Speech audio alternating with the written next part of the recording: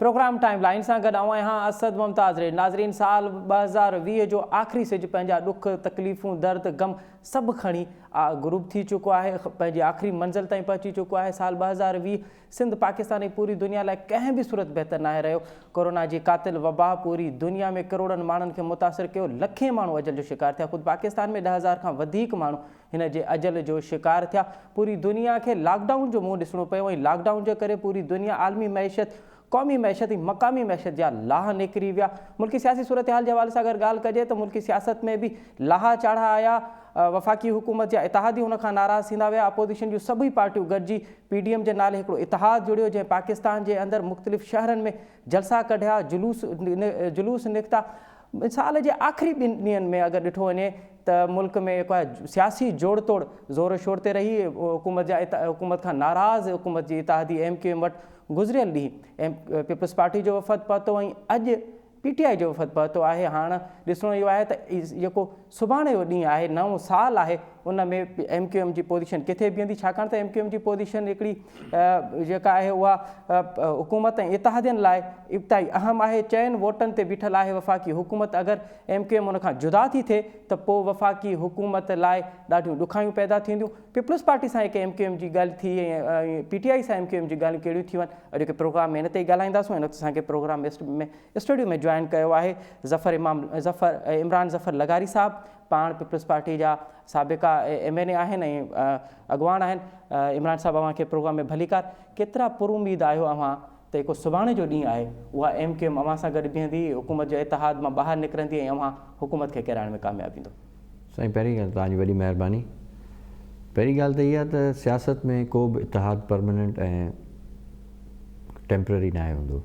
सियासत में हर कंहिंजा डायलॉग जा दरवाज़ा खुलियल हूंदा आहिनि ऐं पाकिस्तान पीपल्स पार्टी हमेशह रिकन्सिलिएशन जी सियासत ते यकीन रखियो आहे ऐं डायलॉग पॉलिटिक्स खे हमेशह इनकरेज कयो आहे। ऐं पाकिस्तान पीपल्स पार्टी जा दरवाज़ा हर सियासी जमात लाइ खुलियल हूंदा आहिनि। सो वक़्तनि व फ़क़्तनि, मैटर टू मैटर डायलॉग सियासी थींदा रहंदा आहिनि ऐं इहो नथो चई सघिजे त MQM पाकिस्तान पीपल्स पार्टी सां पब्लिक इशू हुयो हिकिड़ो, जिन ते पाकिस्तान पीपल्स पार्टी जो वफ़द उन्हनि सां मिलियो। हुन में सेंसस जो मसइलो हुयो ऐं बेटनि जे हवाले सां जेकी रिज़र्वेशन्स हुयूं ऐं इहे साॻियूं रिज़र्वेशन्स जेके मुंहिंजे ख़्याल में MQM खे हुयूं वफ़ाक़ी हुकूमत खां, उन्हनि खां नाराज़ बि आहिनि। हुननि जा 3 सालनि जा वाइदा पूरा न थिया आहिनि ऐं हुननि ॾिठो आहे त मौजूदा हुकूमत जेकी नाकामी ऐं नाअहली जी तरफ़ वञी रही आहे ऐं 3 सालनि में जेकी डिलीवरेंस न करे सघी आहे, महांगाई उरूज ते आहे, सूबनि सां हिकिड़े जहिड़ो सलूक नथो कयो वञे। इन सभु शयुनि खे नज़र रखंदे मुंहिंजे ख़्याल में इतिहादी जमातूं हुननि खां नाराज़ ज़रूरु थी हूंदियूं, पर असां हिकिड़े पब्लिक इशू ते हुननि सां असांजो डेलीगेशन मिलणु वियो ऐं मां वधीक इन ते। अच्छा, पर इमरान साहब, MQM जो शुरू जे ॾींहं खां इहो नैरेटिव रहियो आहे, ख़ासि करे हे गुज़िरियल 18 सालनि खां, त कराची जे हवाले सां, छाकाणि त हुननि जी पॉलिटिक्स कराची ऐं हैदराबाद ताईं महदूद आहे, त कराची जी बर्बादी, कराची खे हिन हाल में पहुचाइण में जेतिरो वफ़ाक़ी हुकूमत जो किरदारु आहे, उनखां ॿीणो टीणो पीपल्स पार्टी जो किरदारु आहे। पीपल्स पार्टी कराची खे ओन न पई करे, कंहिं बि क़िस्म जो को इंफ्रास्ट्रक्चर पीपल्स पार्टी न ॾिनो आहे, का वॾियूं स्कीमूं कराची जे हवाले सां पीपल्स पार्टी न आहिनि ॾिनियूं। साईं, उहो हुननि जी पंहिंजी सोच आहे, ते असां छा था जवाबु ॾेई सघूं। पर पाकिस्तान पीपल्स पार्टी तव्हां ॾिसो त लियारी एक्सप्रेस वे मुकमल थियण में वॾो किरदारु आहे पाकिस्तान पीपल्स पार्टी जो। ऐं कल्ह टियों ॾींहुं असांजी वॾी में वॾी हिकिड़ी ब्रिज जो इफ़्तिताह असांखे बुनियाद रखी। एक्सप्रेस वे में पीपल्स पार्टी जो कहिड़ो किरदारु आहे? साईं, उनजो हमेशह 1 वे ट्रैफ़िक हलंदो, पर उनखे उनजो जेको परियों पासो उनखे कंप्लीट करण में पाकिस्तान पीपल्स पार्टी जो किरदारु आहे, बिल्कुलु आहे। लियारी एक्सप्रेस वे त मुशर्रफ जे दौर खां शुरू थियो? न, मुशर्रफ जे दौर खां शुरू थियो पर कंप्लीट न थियो। तव्हां भली इहो ऑन द रिकॉर्ड आहे, तव्हां भली चेक करायो। कंप्लीट पाकिस्तान पीपल्स पार्टी जे दौर में थियो। इहो त ईअं ई आहे न, त जीअं नवाज़ शरीफ़ जे दौर में स्कीमूं शुरू थियूं ऐं हाणे तख़्ती कयो आहे। उहो ॾिसो, उते हर्डल्स हुयूं, लोकली हर्डल्स हुयूं, ॿियूं शयूं हुयूं जेके मौजूदा हुकूमत दूर कयूं। ॿियो छा कयो ऐं कराची हवाले सां ॿियो छा कयो? ॿियो साईं ॾिसो, तव्हां असांजे ब्रिजिस काफ़ी ठहिया आहिनि। NIVCD हॉस्पिटल्स असांजा काफ़ी इनकरेज थिया आहिनि। जिना हॉस्पिटल काफ़ी इनकरेज थियो आहे। असांजा NIVCD जहिड़ा इदारा सॼे सिंध में विदिन कराची में बि ठहिया आहिनि ऐं कराची में काफ़ी शयूं थियूं जेके तव्हांखे शायदि नज़र नथियूं अचनि, पर मुंहिंजी नज़र सां तव्हां ॿुधायो न कहिड़ियूं शयूं थियूं, तव्हां ॿुधायो। साईं, मुंहिंजी नज़र में हॉस्पिटल्स जेकी आहिनि उन्हनि में बहितरी आई आहे। जिना हॉस्पिटल हुजे या चाहे सिविल हॉस्पिटल हुजे, उन्हनि में बहितरी आई आहे। रोड इंफ्रास्ट्रक्चर में DHA ते मां कोन ॻाल्हाईंदुसि, DHA खे छॾे करे तव्हां ॿियो कराची ॾिसो, उनजे रोड इंफ्रास्ट्रक्चर्स में बहितरी आई आहे, असांजा एजुकेशन इंस्टीट्यूशन्स में बहितरी आई आहे, ऐं तव्हां ॾिठो हूंदो त रिसेंटली जेके आवाम लाइ माना हिकिड़ी सहूलियतूं फराहम कयूं हुयूं त उहो किथे रेस्ट करे सघनि या पंहिंजो उन लाइ एंटरटेनमेंट जा मौक़ा फराहम कया वञनि। सदर में हिकिड़ी अहिड़ी शइ खोली वई जंहिंजो इफ़्तिताह CM साहब पाण कयो सेक्रेटरी जे साम्हूं, तव्हांखे यादि हूंदो। सभु मुख़्तलिफ़ शयूं थियूं आहिनि कराची में। इहो चवणु 12 सालनि में अवां इहो कुझु कयो आहे? न, 12 सालनि में ॾिसो, 12 सालनि में असां इहो कुझु न कयो आहे। 12 सालनि में असां अरिड़हीं तरमीम बि ॾिनी आहे, 12 सालनि में असां सूबनि खे ख़ुदि मुख़्तारी बि ॾिनी आहे, 12 सालनि में असां NFC अवॉर्ड जा शेयर जेको सॼी ज़िंदगी जो मसइलो हूंदो उहो असां हल कयो आहे। 12 सालनि में सिंध जे नौजवान खे रोज़गार असां ॾिनो आहे। 12 सालनि में सिंध जे हाईवेज़ खे जेको ड्यूल कैरेज वे थिया आहिनि, मीरपुर खास वारो रोड ॾिसो तव्हां या ॿिया अंदरूनी रोड ॾिसो जेके नवाबशाह खां सखर था वञनि, कंहिं ज़माने में उन्हनि जी हालत छा आई, हाणे उन्हनि जी हालत छा आहे। Market road to the farm जी इंकरेजमेंट पाकिस्तान पीपल्स पार्टी कई आहे। ऐं हा, इहे मसइला ज़रूरु आहिनि, असां को हिते एॾी जेतिरी एक्सपेक्टेशन्स आहिनि ओतिरे असां न लही सघिया आहियूं, पर 12 सालनि में मुंहिंजे ख़्याल में पाकिस्तान पीपल्स पार्टी डिलीवर बहितर कयो आहे ऐं सुठो कयो आहे, ऐं ईंदड़ वक़्तनि में अञा बहितर कंदी। सिंध जी तालीम हाणे बलोचिस्तान छा फाटा खां बि पोइते थी वई आहे। सिंध जे जेके सिहत जा मसइला आहिनि उहे त असां ॾिठोसीं त कोविड जे दौरान, कोरोना जे दौरान सिंध जी अस्पतालूं कीअं पियूं डील कनि। अवां कीअं था चओ त अवां जेको आहे उहो तालीमी शोबे में, सिहत जे शोबे में अवां बहितर डिलीवर कयो आहे? ॾिसो, मां घणी ॻाल्हि न कंदुसि, मां 12 सालनि में इहा ॻाल्हि कंदुसि त ज़िले दादू में IBA जो कॉलेज खुलियो, सखर में IBA जो कॉलेज खुलियो, दादू में लॉ कॉलेज खुलियो, अहिड़े ॿियनि नंढनि ज़िलनि में असांजो cadet college for girls Nawabshah में खुलियो। तालीम इनकरेज थी आहे। ज़रूरु तव्हांजो हिकिड़ो आहे, तव्हांजो हिकिड़ो पंहिंजो प्रोस्पेक्टिव पॉइंट ऑफ व्यू आहे, उन ते तव्हां बिल्कुलु मूंसां बहस करे था सघो, पर जे मां आदादो शुमार रखां थो त 1980 जी ॾिहाई खां पोइ जे पाकिस्तान सिंध में तरक़ी थी आहे त हमेशह पाकिस्तान पीपल्स पार्टी जे दौर में ई थी आहे। ऐं Sindhi being as a Sindhi या असांजो सिंध जो अवाम त छा मां थो चवां पाकिस्तान जे अवाम खे जेका होप ऐं एक्सपेक्टेशन आहे बहितरी जी तरफ़, पंहिंजे राइट्स हासिलु करण जी तरफ़, त मूंखे मुंहिंजा राइट मिलनि, फ्रीडम ऑफ स्पीच मूंखे मिले, मूंखे पंहिंजो कॉन्स्टिट्यूशनल राइट मिले, मूंखे पंहिंजो फेडरल पूल मां मूंखे पंहिंजो पूरो हिसो मिले, उहे सभु कॉन्स्टिट्यूशनल राइट जी होप जेकी आहे उहा पाकिस्तान पीपल्स पार्टी आहे। ऐं फ्यूचर जी जेकी हिकिड़ी नौजवान जी हिकिड़ी माना तव्हां सम्झो त हुनजी जेकड़ी तवक़ो आहे उहा पाकिस्तान पीपल्स पार्टी जी आहे। ASI जो कॾहिं बि ज़िंदगी में तव्हां ॾिठो त मेरिट ते टेस्ट न थिया, हाणे सिंध पुलिस ASI मेरिट ते थी खणे। IB तव्हां चओ था तालीम जो निज़ाम हिते मास्तर सियासी भर्तियूं थियूं, बिल्कुलु थियूं, इन में कोई शक कोन्हे, असांजी हुकूमतुनि में बि थियूं, उन खां अॻु में बि थियूं।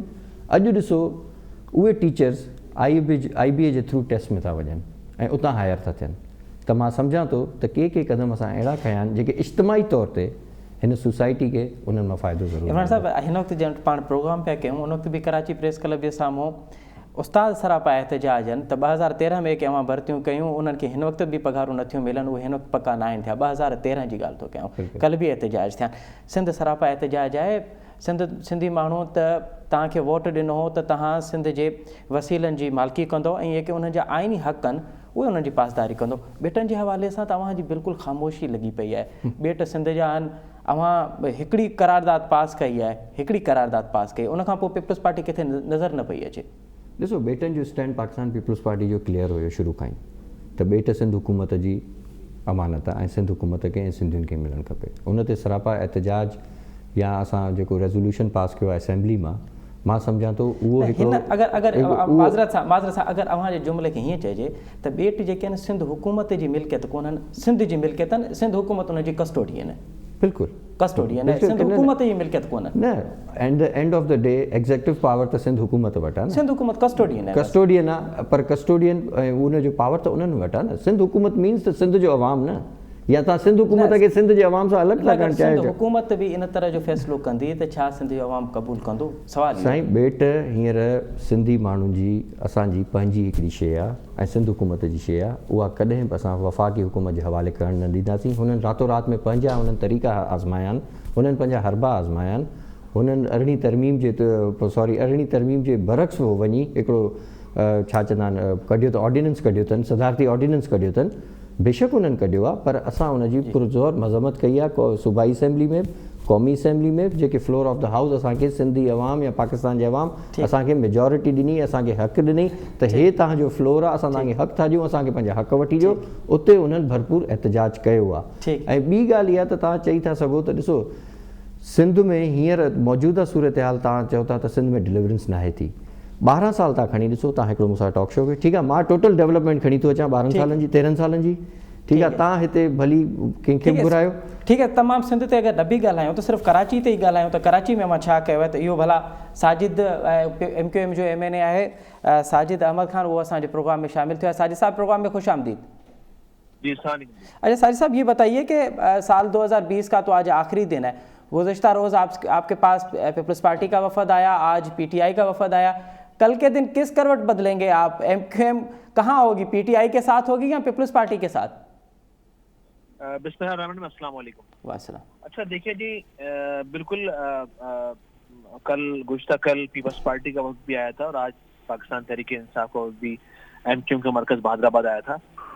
अच्छा, पीपल्स पार्टी का जो वक्त आया था उसने भी जो गुज़श्ता अदवार में सेंसेस हुए हैं उस हवाले से उन्होंने बात की, और पीपल्स पार्टी के वक्त ने भी कहा कि हमें भी मौजूदा प्रीवियस सेंसेस जो हुए हैं इस पर बहुत ज़्यादा एतराज़ है, और गुज़श्ता दिनों कैबिनेट की मीटिंग में भी MQM के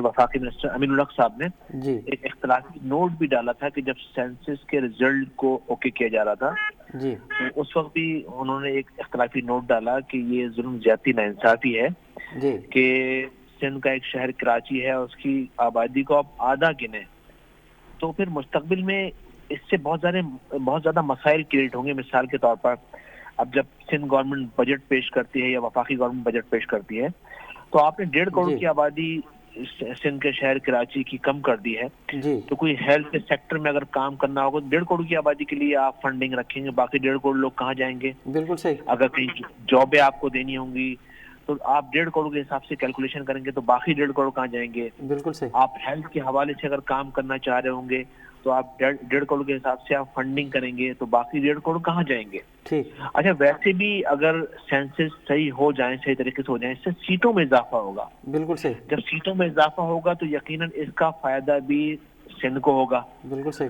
कि सिंध की मेजोरिटी ज्यादा होगी सेनेट के अंदर, कौमी असेंबली के अंदर, सूबाई असेंबली के अंदर, और यकीनन हम अपने मसाइल को बेहतरीन अंदाज में उजागर कर सकते हैं। बिल्कुल सही। अच्छा, पीटीआई के हम इत्तेहादी जरूर हैं, लेकिन इत्तेहादी का मतलब होना हरगिज ये नहीं कि हमने अपने आप को बेच दिया है, बल्कि इत्तेहादी होने का मतलब होता ये है कि हमने आपसे इत्तेहाद किया है बराबरी की बुनियाद पर, और जो हमारा हक है, जो इस शहर का राइट है वो आप दें, इस सूबे का राइट है वो दें इसको, क्योंकि जब भी कभी कोई जमात किसी से इत्तेहाद करती है तो ज़ाती मफादात को बाला ताक रखकर इज्तिमाई मफादात आगे रखे जाते हैं। यकीनन इस शहर का बहुत सारे मसाइल हैं, डेवलपमेंट के मसाइल हैं, पानी बिजली के मसाइल हैं। सज्जाद साहब ये बताइए कि आज जब PTI का वफद आपके पास आया तो उन्होंने क्या यकीन दहानी आपको कराई है? क्या दोबारा सेंसस होंगे या इसी सेंसस को रिकाउंटिंग किया जाएगा, क्या होगा? देखिए, आज से पहले भी जब सेंसस हो चुके थे तो उस वक्त शायद खाकान अब्बासी साहब वज़ीर पाकिस्तान थे, तो उन्होंने कौमी असेंबली के अंदर बहुत ज्यादा आवाज उठी और MQM इस हवाले से एक पिटीशन सुप्रीम कोर्ट में लगा चुकी है। जी बिल्कुल। अच्छा, MQM ने अपना मौक़िफ़ सुप्रीम कोर्ट में रखा और कौमी असेंबली के अंदर रखा, तो शायद खाकान अब्बासी साहब ने कहा, फ्लोर पर कहा कि ठीक है, मैं सेंसस के हवाले से कराची के किसी एक यूसी को मॉडल बनाकर और वहाँ हम री सेंसस करवाएंगे। उससे हम कराची के दीगर यूसीज का हमें अंदाजा आइडिया हो जाएगा और उस कैलकुलेशन रख के फिर हम आगे जो स्ट्रेटजी बनाना होगी वो हम करेंगे। लेकिन ऐसा हो नहीं सका, वो भी हट गए और फिर ये PTI आ गई। लेकिन हम देख रहे हैं कि PTI के भी 14 MNA इस शहर से जीते हैं, गवर्नर इनका है, तकरीबन 29-30 MPA इस शहर से जीते हैं, सूबाई सिंध से जीते हैं, सूबाई सिंध के शहर कराची से जीते हैं। लेकिन हम देख रहे हैं कि उनका ऐसा लगता है मे बी कि उनका इंटरेस्ट भी इन चीजों में नहीं है। अच्छा। और यही वजह है कि यहाँ का, इस शहर का रहने वाला, इस सूबे का रहने वाला बहुत ज्यादा परेशान है, अस्तराब का शिकार है कि इनके मसाइल को आखिर कौन हल करेगा। मिसाल के तौर पर 18वीं तरमीम जब पास हुई थी उस वक्त जरदारी साहब सदर पाकिस्तान। सैयद साहब ये बताइए कि क्या क्या यकीन दहानी क्या कराई है आपको PTI के वफद ने आज?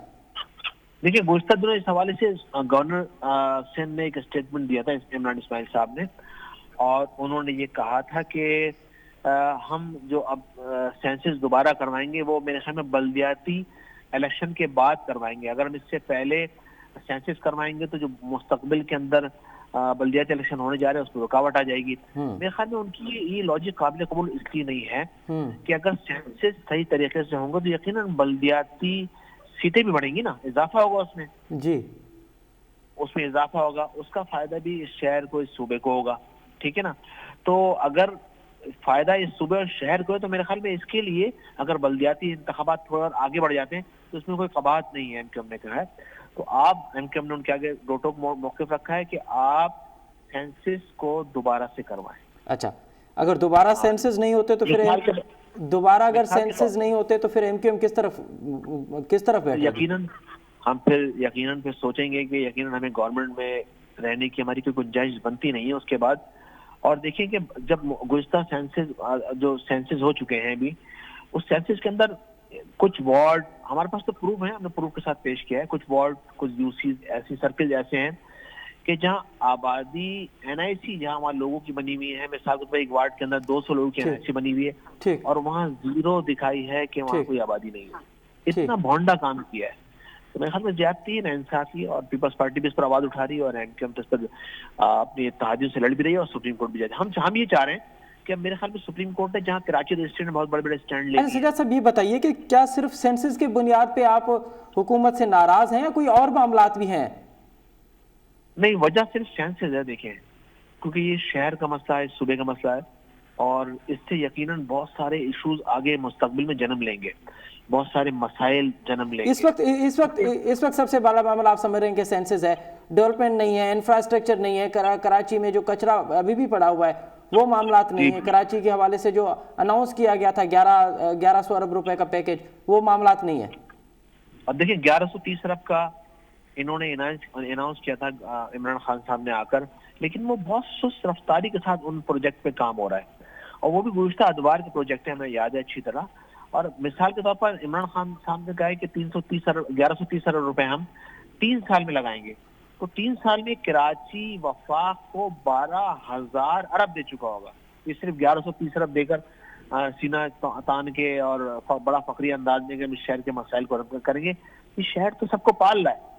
ये शहर सूबाई गवर्नमेंट को 95% रेवेन्यू दे रहा है, वफाकी गवर्नमेंट को 68% रेवेन्यू दे रहा है। इस शहर का कोई वाली वारिस ही नहीं है, कोई सुनने को तैयार ही नहीं है। ज्यादती, जुल्म, नाइंसाफी, जॉब के मसाइल, इशूज हैं, डेवलपमेंट, गार्बेज, कचरा, सब कुछ है, बहुत सारे मसाइल हैं।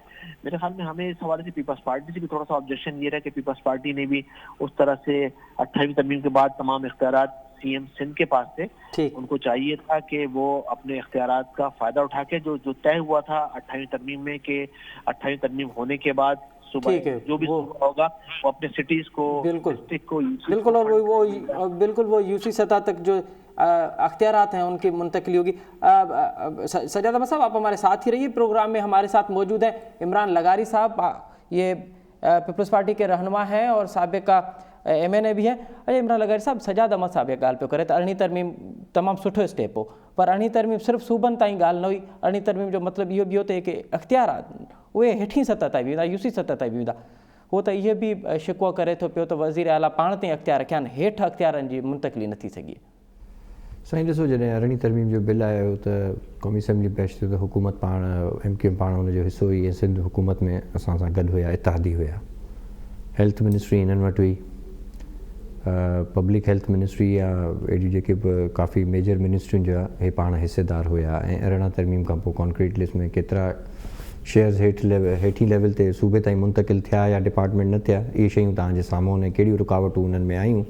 ऐं अॼुकल्ह त इहो थो चयो वञे त सेनेट इलेक्शन खां पोइ शायदि ख़ान साहब जो इहो इरादो आहे त अरिड़हीं तरमीम मां ख़तमु कयां, जेकी ख़तमु कोन थी सघंदी। ॾिसो, मुंतक़िली इख्तियारात ऐं फंड्स जी ऐं प्लस अरिड़हीं तरमीम जी इम्प्लीमेंटेशन हिकिड़ो वॾो सब्जेक्ट आहे। इहा अरिड़हीं तरमीम पास थियणु अॼु त असांखे तव्हांखे लॻे थो त हिकिड़ी मज़ाक माना रही तमीम जे अवामी अचीवमेंट आहे अवामी जदोजहद जी, ऐं पर उन जा अञा ताईं उन जा जेके छा चवंदा आहिनि उन जा रिज़ल्ट्स आहिनि अञा ताईं आवाम खे उहे नज़र न आया आहिनि. इट टेक्स टाइम, ज़ाहिर आहे टाइम लॻंदो हुन में. 5 साल हे लॻा, 5 साल पोइ अॻियां लॻंदा. पर इहो हिकु मुतालबो आहे त अरिड़हीं तरमीम तमामु सुठी ॻाल्हि आहे, तमामु सुठी ॻाल्हि आहे त वफ़ाक़ मां सूबनि अख़्तियारात जेके आहिनि उहे मुंतक़िल थिया. हाणे ज़रूरी आहे न त सूबे खां बि हेठीं सतह ते अचे न, उहे कॾहिं थींदा? साईं उहे थींदा आहिनि लोकल गवर्नमेंट सिस्टम में डेफिनेटली. ऐं लोकल गवर्नमेंट सिस्टम तव्हां पोइ 5 सालनि में पाकिस्तान पीपल्स पार्टी इलेक्शनूं करायूं ऐं UC सतह ताईं डेवलपमेंट कराइण जी कोशिशि कई ऐं जेके चेयरमैन हुया उहे उतां जा बाउंड हुया त डेवलपमेंट कराइनि. पर हिते UC सतह ताईं डेवलपमेंट जी ॻाल्हि इहा आहे त कराची शहर खे जेको प्राइम मिनिस्टर ईंदो आहे ऐं ख़ासि तौर ते पाकिस्तान पीपल्स पार्टी जे अलावा मियां नवाज़ शरीफ़ बि आयो कराची लाइ पैकेज जो ऐलान करे वियो. MQM उन्हनि जे क़ौमी असैम्बली में त अपोज़िशन में ई तॾहिं, पर ॻाल्हि इहा आहे त उहा इम्प्लीमेंटेशन न थी सघी कराची में. गवर्नर मुस्लिम लीग नून जो पंहिंजो हुयो पर उहा शइ न करे सघी. कहिड़ा सबब कहिड़ा आहिनि जो इम्प्लीमेंटेशन नथी थिए? साईं सबब इहे आहिनि त कराची सिटी जेको आहे उनखे हिकिड़ी त ॻाल्हि इहा ई त तव्हां ॾिसो त पाकिस्तान पीपल्स पार्टी जी सभिनि खां वॾी में वॾी अचीवमेंट इहा आहे त कराची सिटी अॼु कराची शहर जेको आहे अॼु अमन अमान जो गहवारो आहे. अॼु उहे शयूं नथियूं थियनि जेके 10-12 साल अॻु में या 5 साल अॻु में जेके कराची में थींदियूं हुयूं. अॼु अमन हिते मौजूदु आहे. अॼु उहा दहशतगर्दी का शइ त एप्रिशिएट कयो न. जी नून लीग थी चवे त इहो त असां करायो आहे 2013 में को असां ऑपरेशन करायोसीं, उन खां पोइ अमन थियो आहे. उते CM पाकिस्तान पीपल्स पार्टी जो न हो तॾहिं भला CM त 5 साल पहिरियां बि पीपल्स पार्टी जो हुयो 2008 खां. ॾिसो न का शइ जेकी थिए थी उहा घटि में घटि एप्रिशिएट करणु खपे ऐं उन शइ खे एप्रिशिएट करणु खपे. मूंखे मां पंहिंजी शइ मौक़िफ़ ख़तमु करे वठां. जी ठीकु आहे. अमन जी तरफ़ हिकिड़ी नई शइ थी, कैपिटल पुलिस में रिफॉर्म, पुलिस खे थोरो इनकरेज कयो वियो, पुलिस खे नया वेपन्स ॾिना विया, नई पुलिस में भर्तियूं कयूं वयूं, इहे शयूं थियूं. उन खां पोइ हाणे जेको सुवालु आहे, हाणे जेको आहे कराची जे इंफ्रास्ट्रक्चर जो सुवालु आहे त कराची जो इंफ्रास्ट्रक्चर कीअं बहितर कजे. हींअर मौजूदा सिंध हुकूमत तव्हां ॾिसो त मलीर में काफ़ी डेवलपमेंट कराई चुकी आहे ऐं करे थी पई. तव्हां असांजे जेके ॿिया इलाइक़ा आहिनि उन्हनि में बि कराए रही आहे ऐं ॾींहों ॾींहुं वधीक उन्हनि में कराची फोकस थी वियो आहे ऐं कराची में इंशाल्लाह डेवलपमेंट तव्हां ईंदड़ वक़्तनि में ॾिसंदव. पर अॼु मुंहिंजी होप ऐं कराची जे आम माण्हू जी होप, जंहिं मुंहिंजो साजिद मुंहिंजो भाउ आहे मूंसां गॾु कुलीग बि रहियो आहे असेंबली में, जंहिं MQM खे वोट ॾिनो आहे, जंहिं PTI खे वोट ॾिनो आहे, जंहिं कॾहिं हिते जमात इस्लामी खे वोट ॾिनो आहे, अॼु कराची में हो ॾिसे थी, उमेदु हुनखे वरी नज़र थी अचे त पाकिस्तान पीपल्स पार्टी खे मां वोट ॾींदुसि. ऐं पाकिस्तान पीपल्स पार्टी जो जॾहिं प्राइम मिनिस्टर ईंदो त शहीद मोहतरमा बेनज़ीर भुट्टो जा जेके प्रोजेक्ट्स हुया तव्हांजे साम्हूं, KPT फ्लाईओवर हुया, इहे शयूं, उहा हिस्ट्री रिपीट कंदे वरी बि कराची जो आम माण्हू पाकिस्तान पीपल्स पार्टी मां उमेदु थो रखे ऐं पाकिस्तान पीपल्स पार्टी के ईंदड़ वक़्त में मां समझा तो कराची में वधिक सोभ मिलेगी। अच्छा साजिद साहब ये बताइए कि ये जो इमरान लगारी साहब फरमा रहे हैं कि आपका तो मेयर कराची जो है वो हर दौर में आपका मेयर कराची रहा है और आप हर वफाकी हुकूमत के इत्तेहादी रहे हैं, उसके बावजूद भी कराची के मामला हल नहीं हुए, तो फिर ये किसकी रिस्पॉन्सिबिलिटी जाती है? इमरान मेरा भाई है और मैं अभी इसकी आवाज से मैंने इसको पहचाना जी। तो देखिए ऐसा नहीं रहा कि हमेशा MQM का मेयर रहा। एक मर्तबा आपको 87 में मेरे ख्याल फारूक सत्तार थे, एक मर्तबा वो मेयर थे, उनके बाद फिर जी मुस्तफा कमाल बने और उसके बाद फिर ये वसीम अख्तर, 3 मर्तबा, यानी कि 12 साल इन पाकिस्तान की 70 साल तारीख के अंदर 12 साल मेयरशिप यहाँ रही MQM के बाद। अच्छा फिर अलमिया ये रहा कि जैसे कि परवेज मुशर्रफ के दौर में इंतखाबात हुए बल्दियाती, बड़ा बहुत पावरफुल बहुत पावर थी उन बल्दियाती नुमाइंदों के पास और दुनिया ने देखा कि काम भी हुआ यहाँ पर। फारूक सत्तार के ज़माने में भी, उस ज़माने में भी जब मेयरशिप इनके पास थी बहुत ज़्यादा काम हुआ, लेकिन इस मरतबा जो वसीम अख्तर ने इलेक्शन लड़ा उसके बाद क्योंकि 18वीं तरमीम हो चुकी थी, पहले मुशर्रफ के दौर में वफाक ने डायरेक्ट फंडिंग सिटी गवर्नमेंट को की, बल्दियाती नुमाइंदों की, उससे काम दिखा, अपनी परफॉर्मेंस, अपनी विल शो करने का सबको मौका मिला। और लेकिन इस जो अभी गुज़श्ता 4 साल का टर्न जो वसीम अख्तर ने पूरा किया है, उसमें इख्तियारात की का लड़ाई झगड़ा सिंध गवर्नमेंट के साथ हमारा रहा کہ جب 28ویں ترمیم کے بعد تمام اختیارات کی وفاق کے پاس وہ اتھارٹی رہی نہیں کہ ہم اس سے لڑیں جا کے, وہ تمام اختیارات اب پاور تمام کے تمام صوبے کے پاس ہو گیا, سی ایم اتھارٹی ہو گیا. لیکن اس کے بعد جب سی ایم پہلے وفاق ڈکٹیٹر میں تھا, اپنے ہاتھ میں اختیارات رکھتا تھا مٹھی کے اندر, 28ویں ترمیم کے بعد سی ایم ڈکٹیٹر بن گیا, اس نے تمام اختیارات مٹھی کے اندر رکھ لیے اور اس سے نیچے ڈیلیور نہیں کیا. اچھا, یہی وجہ ہے کہ آج اس شہر کا, اس صوبے کا برا حال ہے. میں جنرل بات کروں گا. 28ویں ترمیم کا مقصد دیکھیں, 18ویں ترمیم ہوئی تھی نا, یعنی 7ویں ترمیم میں اس نے امینڈمنٹ کی تو 18ویں ترمیم ہوئی. اس کا مطلب یہ کہ 28ویں ترمیم بھی کوئی قرآنی صحیفہ نہیں, اس کے اندر بھی ترمیم ہو سکتی ہے, کچھ رہ گیا اس میں. اس کے اندر ترمیم ہونی چاہیے. اس میں میجر 2-3 چیزیں تھیں, میں بتاؤں. اس میں نمبر 1 یہ تھا کہ 28ویں ترمیم کے بعد صوبہ سب سے زیادہ فنڈ اس سٹی کے اندر لگائے گا یا اس ڈسٹرکٹ میں لگائے گا جو سب سے زیادہ ریونیو جنریٹ کر کے دیتا ہوں, نمبر 1. نمبر 2, صوبہ سب سے زیادہ فنڈنگ وہاں لگایا کرے گا جہاں سب سے زیادہ آبادی ہو. نمبر 3, صوبہ سب سے زیادہ فنڈنگ وہاں لگائے گا جہاں آبادی بالکل نہیں ہے. اب جہاں یہ 3 چیزیں تھیں, مثال کے طور پر سب سے زیادہ فنڈنگ جو فنڈ جنریٹ کر کے دے رہا ہے, ریونیو جنریٹ کر کے, وہ کراچی ہے. آبادی سب سے زیادہ کراچی کی ہے, سب سے کم آبادی تھر کی ہے, لیکن ہم سمجھتے ہیں نا تھر میں کام ہوا نہ کراچی میں کام ہوا. پرفارمنس سامنے ہے. یہ کام کس نے نہیں کرایا ساجد صاحب؟ سندھ حکومت نے نہیں کرایا, وفاقی حکومت بھی اس میں شامل ہے. دیکھیں, وفاقی حکومت کے ہاتھ پاؤں کٹ گیا 28ویں ترمیم کے بعد. اچھا, وفاقی گورنمنٹ آئین اور قانون کے مطابق ایز پر لا گورنر کو فنڈ نہیں دے سکتی ہے, ٹھیک ہے, لیکن ہاں کچھ ان کے پاس رولز ہیں, اس کے مطابق وہ نارمل فنڈنگ کر سکتے ہیں. لیکن تمام اختیارات, تمام فنڈنگ جو 28ویں ترمیم کے بعد وہ صوبوں کے اختیار میں. مثال کے طور پر گزشتہ کچھ عرصے پہلے, ابھی جب کراچی میں میئر کراچی چلا رہے تھے نا, اختیار لوگ یقین نہیں کر رہے تھے, لیکن گزشتہ کچھ عرصے پہلے. ٹھیک ہے, تو آپ یہ کہہ رہے ہیں کہ 18ویں ترمیم کا جو روح ہے کہ جو اختیارات کی منتقلی ہے وہ جب تک نچلی سطح تک نہیں آئیں گے, مسائل ویسے کے ویسے رہیں گے. بہت شکریہ سجاد احمد صاحب, عمران لغاری صاحب, اور ॿिन्हिनि موجود مہمانनि जी वॾी महिरबानी. नाज़रीन, हिते वठूं था नंढी साई खां पोइ प्रोग्राम में ॿीहर हाज़िर थींदासीं. नाज़रीन, प्रोग्राम में हिकु दफ़ो ॿीहर तव्हांखे भलीकार. Chief justice of Pakistan justice Gulzar Ahmed KPK जे ज़िले कर्क में तारीख़ी मंदिर जी बेहरमती जो नोटिस वरितो आहे. अॼु चीफ जस्टिस ऑफ पाकिस्तान जॾहिं कराची रजिस्ट्री में पहुतो त उनखां ॿाहिरि हिंदू बिरादरी सां तालुक़ु रखंदड़ माण्हुनि सरापा एहतजाज हुआ, जंहिंखां पोइ हूअ PTI जे MNA ऐं पाकिस्तान हिंदू काउंसिल जे सरबराह डॉक्टर रमेश कुमार सां मिलियो. उनखां पोइ उन्हनि नोटिस वरितो आहे. इहो हिकु तारीख़ी मंदिर आहे. अॼु हिन जी FIR पिणु दर्ज थी आहे. गुज़िरियल ॾींहुं तारीख़ी मंदिर ते हमिलो कयो वियो, उनखे ड्राहियो वियो ऐं उनखां पोइ उनखे बाहि पिणु ॾिनी वई, उनजी बेहरमती कई वई. अॼु पुलिस उनजी FIR बि कई आहे ऐं 300 जेके माण्हू हुन में मुलज़ हुआ उनखे उन में ॼाणायो. हीउ वाक़ियो छा आहे, इन जा सबब कहिड़ा आहिनि, अॼु प्रोग्राम में इन ते ई ॻाल्हाईंदासीं. इन वक़्तु असांखे प्रोग्राम में जॉइन कयो आहे डॉक्टर रमेश कुमार जी. ऐं पहिरें ॻाल्हि कयोसि त डॉक्टर रमेश साहिबु अॼु चीफ जस्टिस सां मुलाक़ात बि थी आहे, उनखां पोइ चीफ जस्टिस इन वाक़िए जो नोटिस वरितो आहे. अच्छा डॉक्टर साहिबु, इहो ॿुधाइजो बुनियादी तौर ते त हीउ वाक़ियो आहे छा, इन जी ज़रूरत छो पई, इन वाक़िए जा सबब कहिड़ा आहिनि? शुक्रिया. ॾिसो, 1997 में हिंदू बिरादरी उतां माइग्रेट थी वई ऐं हुते कुझु माण्हू था पसंदि जेके आहिनि उन्हनि मंदर खे सबूताज़ कयो हो. अच्छा जी डॉक्टर साहिबु, मुंहिंजो आवाज़ु अवां ताईं अचे पियो?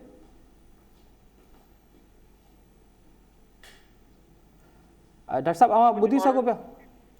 मुंहिंजो आवाज़ न पियो अचे तव्हांखे? जी जी जी जी डॉक्टर साहिबु, हाणे अचे पियो. जी जी. अच्छा, 1997 में कुझु माण्हुनि हिन ई मंदर खे तोड़े छॾियो हो ऐं हिन ते कब्ज़ो करे छॾियो हो. अच्छा. ऐं जी 1997 जी ॻाल्हि आई आहे. जी.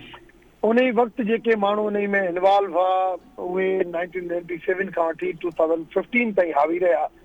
2014 में चीफ जस्टिस तसदुक़ हुसैन जिलानी साहब वटि मां इहो केस खणी वियुसि. इहो 1 ऑफ 4 साइट आहे.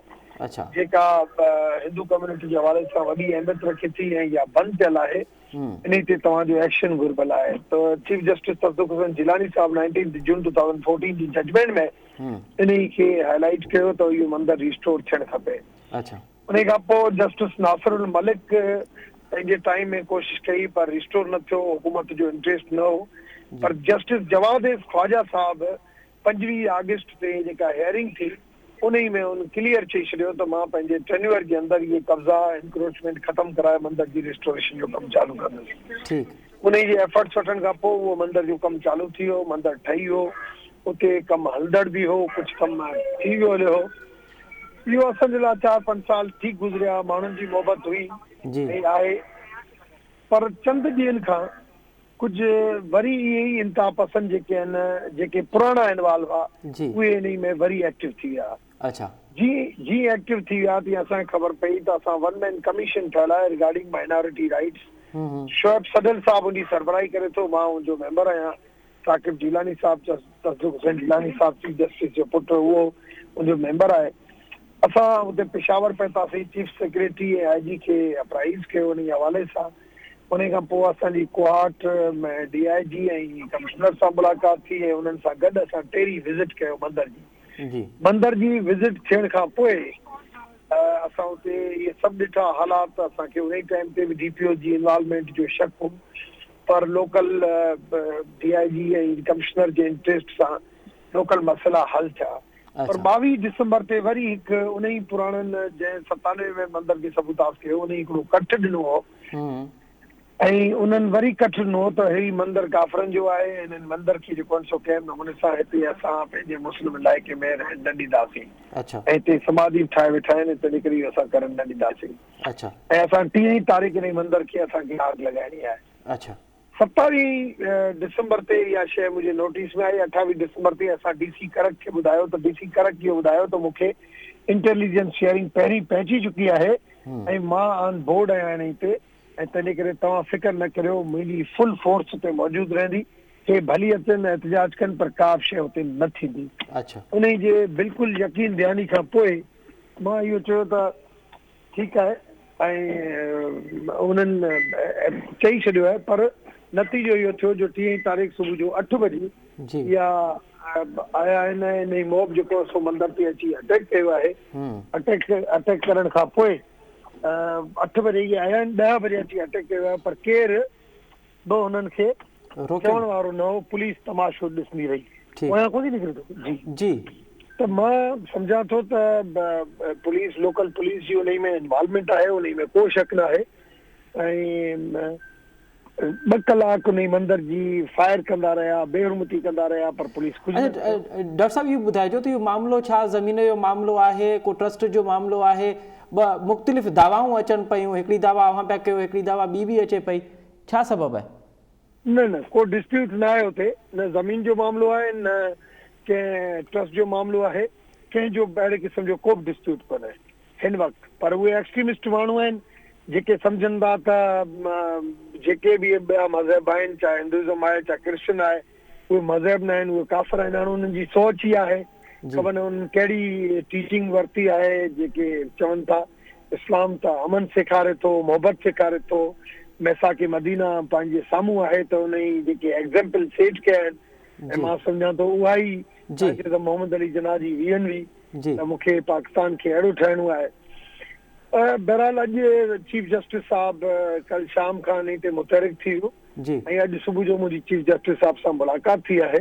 चीफ जस्टिस सां मुलाक़ात थी आहे। चीफ जस्टिस साहब वन मैन कमीशन खे हुकुम कयो आहे त चीफ सेक्रेटरी IG ॿिन्ही खे वठी टेरी साइड जी विज़िट कंदा ऐं विज़िट करे मंडे ते मूंखे रिपोर्ट जमे कराईंदा। ट्यूसडे ते chief justice Sahib in case खे पाण वटि फिक्स कयो आहे ऐं जंहिंमें चीफ सेक्रेटरी IG ऐं वन मैन कमीशन जा मेंबर मां शोएब सदर साकिब। ठीक है वॾी महिरबानी डॉक्टर रमेश कुमार साहब असांखे वक़्तु ॾियण जी। नाज़रीन नवां डॉक्टर रमेश कुमार जी ॻाल्हि ॿुधी, हुन चवण आहे त चीफ जस्टिस साहब ने नोटिस वरितो आहे ऐं हुन सूमर जे ॾींहं ते चयो आहे त IG जेको आहे उहो हुते पहुचे ऐं जेको जाइ वको आहे हुनजो नोटिस वरिते, अंगारे जे ॾींहं खां हिन जी बाज़ाब्ता कार्रवाई हलाई वेंदी। हिते प्रोग्राम जो वक़्तु पंहिंजी पुॼाणी त पहुचे थो। हिन दुआ सां गॾु त ईंदड़ ॾींहुं, सुभाणे जेको ॾींहुं हूंदो उहो अव्हां जे ज़िंदगी में ख़ुशियुनि जा ॾींहं, ख़ुशियूं आणींदो, मोहबतूं आणींदो। 2020 जो जेको कातिल सूरज हुयो उहो हाणे पंहिंजी मंज़िल ताईं पहुचो आहे। ईंदड़ ॾींहुं ख़ुशियुनि वारा ॾींहं हूंदा। दुआ आहे तव्हां जिते बि हुजो, महकंदा, मुरकंदा, टहकंदा रहो। असद मुमताज़ खे ॾींदा इजाज़त। अला भाई।